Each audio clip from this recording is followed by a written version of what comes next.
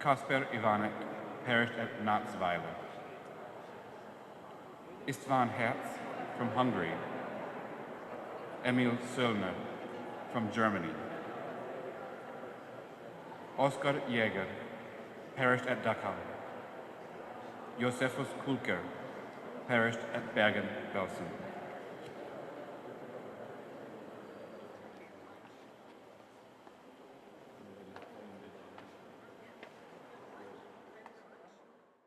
Here in the museum with a lot of visitors today, and we're in the part that talks about the night of the broken glass, Kristallnacht. And so I just want to tell you a little bit about that part of my story. My brother and I, we were sleeping in our bedroom, and I was maybe 9 years old, and he was 7. And we were very excited because it was going to be our mother's birthday the next day. Her birthday is on November the 10th. And just around 11 o'clock, some bricks and rocks were being thrown through our window.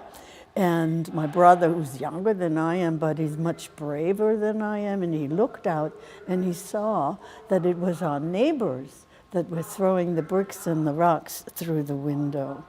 So we got very frightened.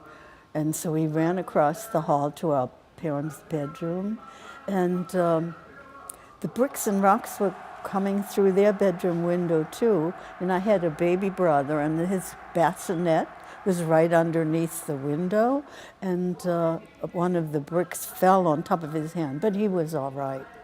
And so while we were hovering in our parents' bedroom and in a corner trying to decide what to do, these neighbors had uprooted a lamppost, and they carried it on their shoulders, and they smashed our front door, and they broke the door, and the glass was strewn all over the floor. And then they went through our apartment, and they took some things, and they broke some things. But what their main objective was to go to the rabbi's apartment that was above ours. And so we were really frightened, and my father said, well, let's go hide up in the attic. So we went up to the 4th floor where the attic was, and there was the rabbi's family also hiding already, but the rabbi wasn't there. And I looked out this little window up in the attic, and the rabbi was standing on his veranda, and the 2 SS men were holding him on both of his arms, and another came along and cut off his beard.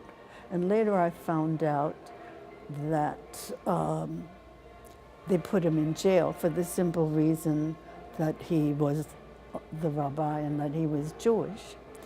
And then later on I found out that they didn't only do that to our apartment, but they did it to all the Jewish families in Bad Kreuznach, the town where I was born in Germany.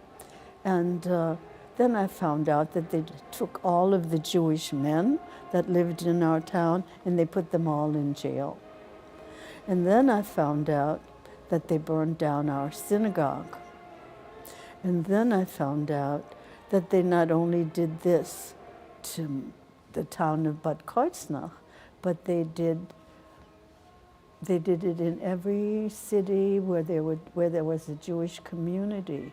And all of the Jewish men that night were put in jail, and stores were, the Jewish stores were broken into, and everything was looted, and so many synagogues burned on that night. And because so much glass was being broken, they called it Kristallnacht, which means the night of the broken glass. Did you stay there afterwards? Yeah, well, yes. Did we stay there? Well, that's a very good question. Everybody, before that, the night of the broken glass, many Jews, wanted to stay in Germany because they figured maybe Hitler's going to blow over and everything is going to be all right. But after the night of the broken glass, all of the Jews wanted to get out. But it was very difficult to get out of Germany because you had to, first of all, the Germans wanted you to leave. The whole idea was for the Jews to leave, but there was no place for them to go.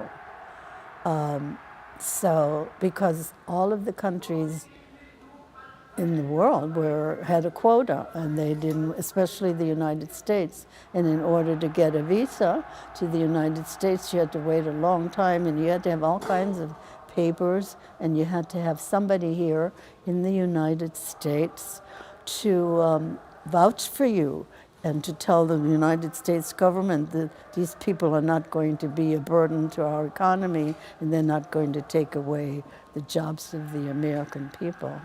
So my father and all of the other Jewish people had a very difficult time getting out. But my father finally found a lady that would smuggle 2 children, my brother and I, into France. And so we were safe in France for a while.